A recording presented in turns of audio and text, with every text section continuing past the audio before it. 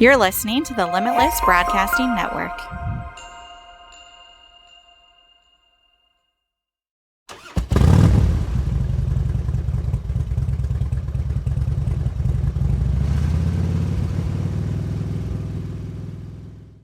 What's your favorite scary movie?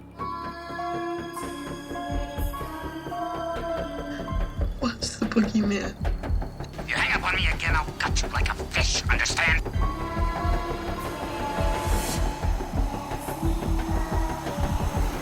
It's showtime.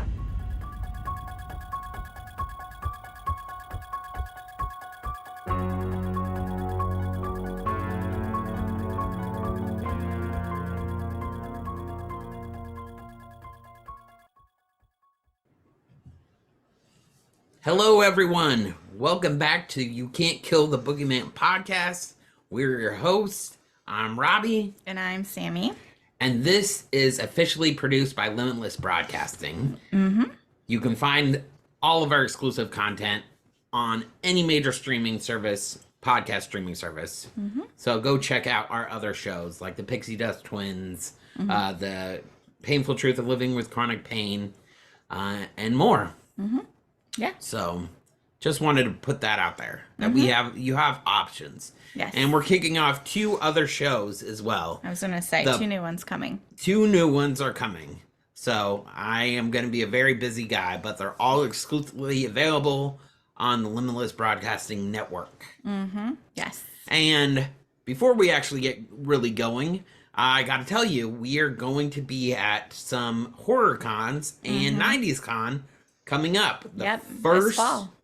The first convention you can see us at is 90s Con. Yes. And that's September 15th through the 17th. Mm-hmm. And I will be there solo. Sammi has to work. Well, I'll be there Sunday. Sunday. So if you want to come and get an autograph from her or something like that, hit her up on Sunday. Really? Okay. Mm-hmm. But I will be there Friday through Sunday. Mm-hmm. Yes. So if you see us out, come say hey. We have new merchandising coming specifically for this show. It's not like a horror convention like as we do. So it's a little different. So I have exclusive content and merchandising just for this show. Yep. So you should definitely come and try to buy some because once I'm done with that, it's done. Mm-hmm. And then it's on to Spookala. And that is the 4th through the 6th of October. Very first weekend in October. So that is going to be huge. Also in Tampa. Mm-hmm. They have over 30 celebrities coming. It's going to be a big one. And then the last one is Spooky Empire. Right before Halloween. That's the 27th to the 29th. Mm-hmm. And that will be in Orlando. Mm-hmm. And that's actually going to be cool, too, because it's their 20th anniversary. Mm-hmm. That's going to be a big show as well. Absolutely. They have Daniel Harris there, the Jamie from Halloween. Mm-hmm. Freddy's going to be there. Jason actually is going to be there. Mm-hmm. So it's going to be we're going to be busy time. So if you see us out there, come say hey. Yeah, absolutely. So I like coming and meeting you guys, and we love interacting with you guys. And so we just wanted to put that out there. We have several stuff going on. So yeah. So what do we have for them today, Sammi? We're following up with our next Lost Boys movie today. Yeah. So if you haven't listened to the first Lost Boys episode, go back and re-listen to it. Yes. So what is this one? Lost Boys, The Tribe. The Tribe. That sounds cool. Mm-hmm. Many years later. You're like in a tribe of vampires? Is that it? Yeah, basically. Or a tribe of Indians? No, I'm kidding. Really? I'm just kidding. It's vampires. It's vampires. Yes. Okay. So I do have some little summaries for you in case you guys haven't seen it or don't remember. This is the follow-up to the cult classic horror film, and it takes us back to the shady surf city of Santa Carla. So it is supposed to be shot in Santa Carla. Where vampire surfers quickly dispatch anyone who tries to invade their turf. So after moving to this new California town, a young woman learns that her new friends are a pack of vampires. That's our basic summary on this one. Okay. So we have our rating. R, of course. There's language, gore, sexuality, drug use, and strong vampire violence, which made me laugh that was a specified reason for the R rating: vampire violence. I will tell you, in this one, there is a lot more nudity in this one than in the first one. And there's some pretty gory stuff that goes on in this one, but Yeah. it is in 2008 versus the 80s. So there's a bit of a difference there too. Things have started to get a little grosser. I know there wasn't as much trivia for this one. There is not, no. So to continue on, our genre, of course, is horror. Our director is PJ Pesci. Producer Basil Iwinick, Philip B. Goldfine. Writer Hans Rodenoff. And cinematography by Barry Donlevy.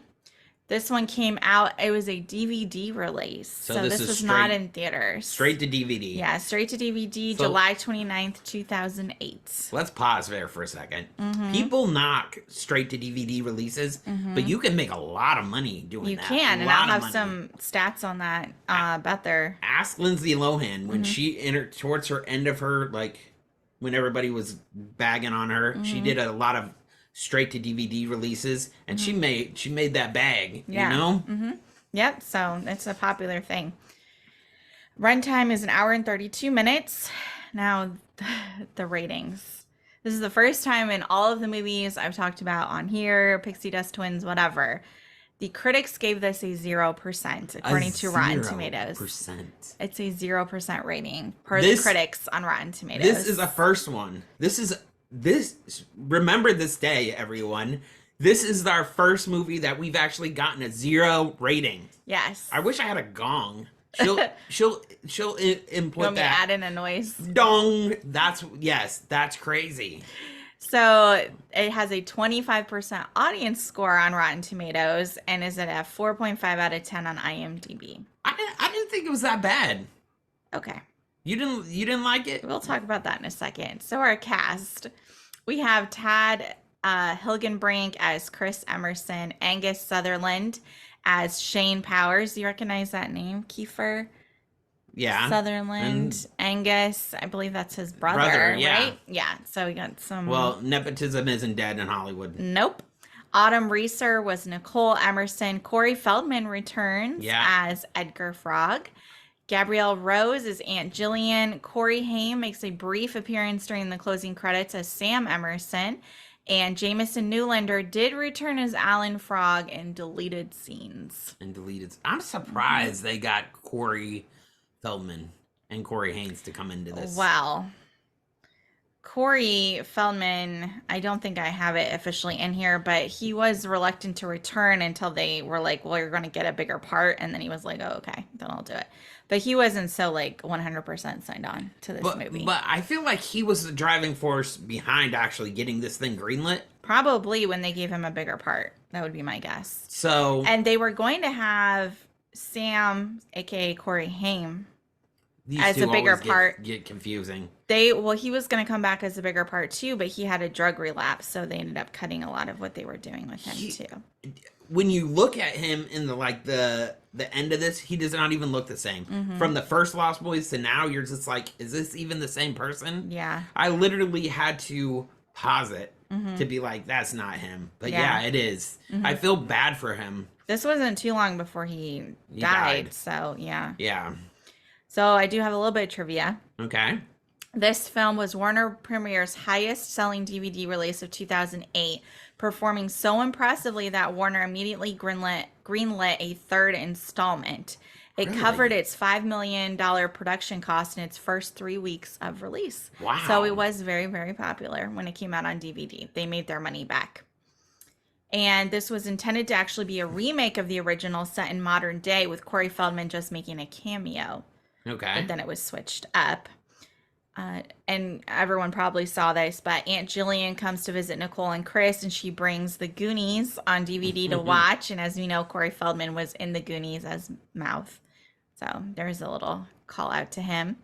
And Corey Haim and Corey Feldman are the only cast members from the original Lost Boys 1987 to return officially, because, as I said, Corey Haim made a Sam in the credits.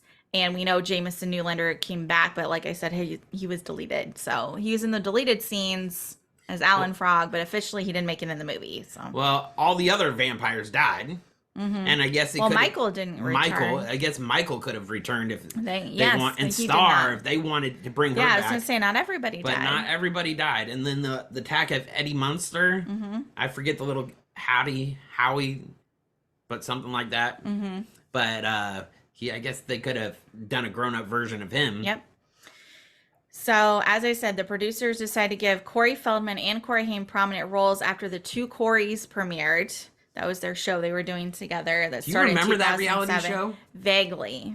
I remember that. Like, it was just like bickering, fighting. But they were like, oh, well, you both be in the movie. But like I said, Haim had a drug relapse and then he got dropped down to like a cameo. I know Corey Haines, did not like Corey Feldman for a while. Like there was a beef there. Yeah. And then I feel like they mended fences before he died. But I remember in the reality show them fighting about something like, oh, why did you do this or that? It makes you want to go back and rewatch it. So. Well, that is all the trivia I have. So this is going to be a pretty small episode. And but what did you think of it? I did not like it. You didn't like it? I don't like this movie. I don't mind Edgar Frogg's bits because Corey brought back the same energy, the same voice, the same vibe that he did in the original. So I really don't mind when he's in it. Right. But I don't care about the two main characters. Yeah. I think it just moves slowly. It's not as interesting to me. Right. As the original. It doesn't have that spark and fun that the original had. No, I understand. And maybe because we talk so much about the 80s vibe and 80s music and all that, and I don't know if that's what was missing, but none of it, the music, none of it was the same. It just was dull. They tried to bring back the music and create that lightning in a bottle, but it just didn't work. None of it did. I'm surprised that they made their budget back, but I'll tell you, it's because of the Lost Boys nostalgia. Yes. I mean, people are just like, oh, the first one was super dope. This has to be dope. And especially with Corey Feldman coming back as a more prominent role as Edgar, I think so. Yeah. But for me, yes, I found it hard to just want to watch it. Like when you put the original Lost Boys on, I don't have the urge to like sit and be on my phone or do anything else. But during this, I was just like, I am not into the two main characters. I just don't care about them. Right. And when she was getting turned, I just didn't feel as bad for her like I did for Michael. Right. And I don't think it's like the actress's fault by any means. It wasn't a great story. Yeah, I think it was really just the story, not anything to say about any of the actors. It really was the storyline that wasn't doing it for me. I don't think anybody was bad per se in the movie as far as acting, but so this is what happens when you want to produce a movie and your script isn't all the way together. It turns out half-assed. And that's what kind of feel like this is. I mean, I don't mind it. I could pop it on and watch it, but you're right. I will tell you, I was on my phone. I was trying to pay attention and I was on my phone. It was trying hard. to pay attention on my phone. But I've seen it multiple times because I'm a fan of the franchise. Right. I'm a fan of the first one completely. I doubt a lot of people talk about this movie. Probably not, especially with the ratings that they are. But I'm surprised it made his $5 million budget back. I mean, but if you think about it, back in 2008. I mean, that's before the internet. Like it is now. Where everybody gives their opinion everywhere on the internet and you can read or go to Rotten Tomatoes easily. A lot of people probably use that and IMDb. I mean, heck, even AMC has me rate movies after we see them at the theaters so that it can share that in the app. So, yeah, there's a lot more ways to kind of get a vibe of what people are thinking about the movie. And you probably are right about the nostalgia. People saw it was The Lost Boys. Corey Feldman is in this again, and let's check it out. But it just did not have what it needed. I mean, like the little thing about the Goonies, I liked that little callback. And she was the aunt was very excited. I have the Goonies. You've never seen the Goonies? Yeah. She's very excited about that. Yeah, and like I said, I think the characters did a good job with what they had. I just wasn't that interested in the story, which kind of sucks because it was interesting because we had Michael in the first one and now we had a female character getting turned in this one. But it just, however it was written, I just didn't get that same vibe. Like Michael was super upset and in denial about it, and I don't know, she just didn't have the same storyline written for her about the denial and being upset and nervous about what was happening to her. It was just kind of like it's happening, yeah, like, whatever. like yeah, like she wasn't bothered by it until they wanted her to kill like that random guy from the store. Yeah, she was like, I can't kill him. I know him. Yeah, but otherwise she was just like, oh, it's whatever, it's fine. Like she Right. didn't really seem to mind it, which I mean, I guess you didn't have to rehash the whole first story, but I feel like most people would be a little upset about the Yeah, but you know. again, it goes back to my point. The first script of the Lost Boys was together. It was flushed out. It had everything there. It had the great cast, nostalgic cast. Yeah. And then you get to this one, and you're just like, they kind of dropped I would say they dropped the ball and lost a chance to keep going. Yeah, it wasn't it for me. I was just like, I'm not feeling this storyline at all. And the actress, I was just like, I know I've seen her. She's been in other stuff. She's been in the OC. That's where I know her from. Yeah. I had meant to look up because I just pulled up now to What is her double name? check. Autumn Reeser. Yes. Yes, because I was like, oh, I like the actress. I know, because I know I've seen her in stuff that I liked her in, and I haven't seen her in anything lately. I just did not care for the character. Let's see. Since we don't have as much trivia stuff to talk about. I mean, she's still in stuff, but it kind of looks like she does maybe more like Independence. TV movies. Okay. So maybe like Hallmarky or Netflixy, kind of. They look like they're wedding things. Okay. Like the wedding veil inspiration expectations. These definitely seem like Hallmarky movies, which that's absolutely. perfectly fine. You can make I a lot get of down money with doing those. that. You can make a lot of money doing Hallmark movies. Oh yeah, I get down with those movies. So good for Autumn to keep doing that, and she has that good look. A Glenbrook Christmas, yeah, she's definitely doing those movies. That's Think of Aunt Becky from Full House. She's getting that dough too. Yeah, she's getting that money from doing this Rescue stuff. 911. 911 the series. Yeah, she was on one episode. It looks like. Yep. Click on that. Well, it's not gonna pull up the. Oh, okay. It just tells you she was in one episode, but I so she's been in stuff, makes guest appearances and things, but it does seem like she's sticking with the TV movies, which again, that's fine. I mean, that's nothing I wrong with recognized that. her, so she's obviously been in enough stuff, that I knew who going. she Let's was. see where the But the OC, that's right. She was in a lot of episodes of OC, 31 episodes. Let's of keep it. going to see where this ranks in the What? like the thirst. Oh, there it is. Yeah, the Tribe is right here, 2008. So she was in a lot of stuff because the OC was before that movie had even come out. But Oh, she was in The Girl Next Door? yep. Wow. Mm-hmm. Wow. Yeah, she's been in a lot of like cameo episodes. Yeah, so like I said, no hate towards her at all. Yeah, she's working. I didn't mind the way she played the character. I just didn't care for the character storyline. So she's one of those working actors that the strike is about. Oh yeah, that you were talking about. Mhm. Yes. Yes. But yeah, I'm sorry we don't have more stuff on this one, but yeah, it's going to be a shorter episode. I would personally probably skip it if to rewatch. I definitely watched the first one, and I can't remember the third one, so It's The Thirst.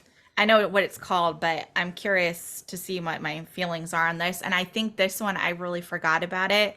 And kind of when we started rewatching, I was like, oh, I kind of remember this, but it's not a memorable movie to me. I've made her watch it. I made her watch all three of them. I've seen them, yes. It's just not memorable. The But first one, I'm like, really I can memorable. remember that storyline. I'm into it. I enjoyed talking about it and watching it. And this one, it just falls a little bit flat, which is Right. the most interesting things, I guess, to me were maybe at the end when we had the closing credits with Corey Haim making his appearance, and then we, those deleted scenes that would have included Alan coming back too. Yeah. Where, trying to set up another story going forward, and you kind of see what happened with Edgar. I kind of wish that they would have been able to bring that in, but I understand they clearly were going to bring the character of Sam Emerson back for more, but with Haim having his drug relapse, there wasn't much they could do with that I wonder if it would have been a different movie if they could have done that. I think it really would have been probably more balance between the older characters, meaning, the two Coreys, and the newer characters and those vampires. And then they tried to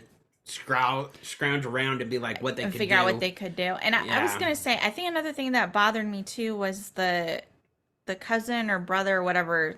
I don't remember their relationship, but the guy that was in the house, right? Uh-huh. When he went to go try and, join them so that he could try and save her. Uh-huh. And he just drank the blood. And I was just like, he just like willingly did this knowing exactly what you were getting into. I was like, how stupid are you? Well, that was the part of the plan that they had. But he could have faked it. He should have done something other than legitimately drinking it. If he would have faked it, he couldn't be able to keep up with them. And they were going surfing at the time. And so he needed to be able to... I guess I didn't care for that story plot point. No, I agree. Then they're all at the beach with those girls. And they all attack him. And then he doesn't do it anyway. So then they catch him anyway. Right. After all that. Now he's a friggin' half vampire for no reason. Right. I'm just saying. I just didn't care for this storyline. Missed opportunities, Lost Boys. Do you think they would ever reboot this series? I mean, they reboot everything. I think... I wish they wouldn't, but... I think it's so popular that they could. And I think they'd have eventually to do the right thing with it, though. They would have to have the right script and the right cast. Because you're not going to have... You could, in theory, have Corey Feldman back again. But he is so weird now.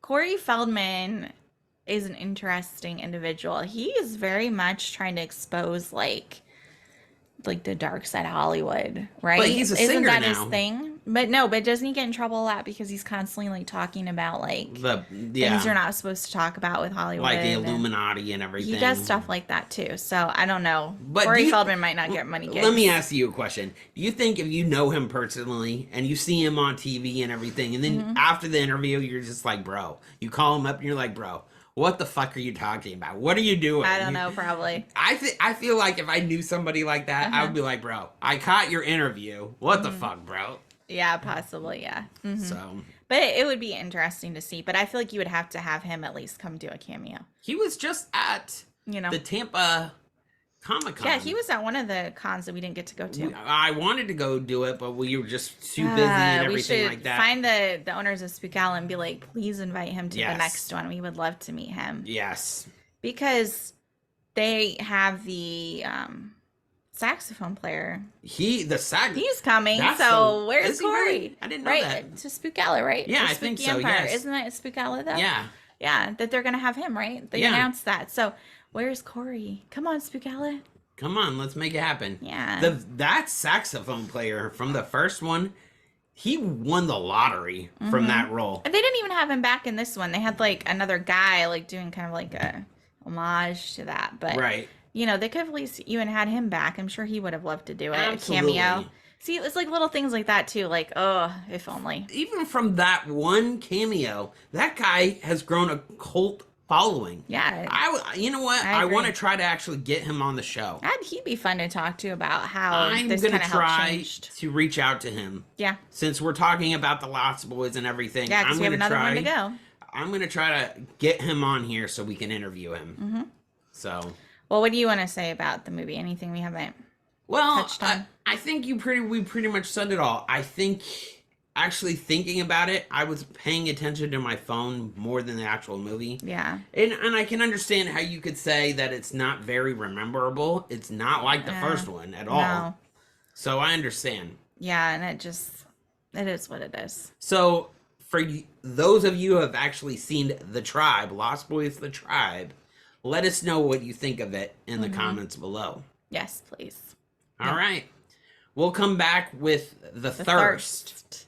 Lost Boys The Thirst. That'll be our next episode. Yep. And hopefully we'll be able to get the saxophone player. So that'd be pretty legit. That will be my next thing to do is reach out to him. All right. All right, guys. Well, thank you. Thanks for tuning in. Make sure you like and subscribe. Please. This has been on the Limitless Broadcast Network. So thanks a lot. All right. Until next time. Bye.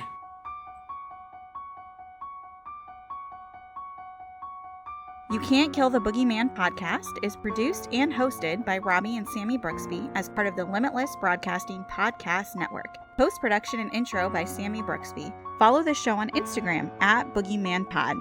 You can also follow the Limitless Broadcasting Company at Limitless Broadcasting and your horror hosts at Robert 1950 Studios and at The Samalam. We also have a TikTok at 1950 Studios. Email your creepy comments and spooky suggestions to us at boogeymanpod@gmail.com. Don't forget, everyone is entitled to one good scare. Have a horrific week.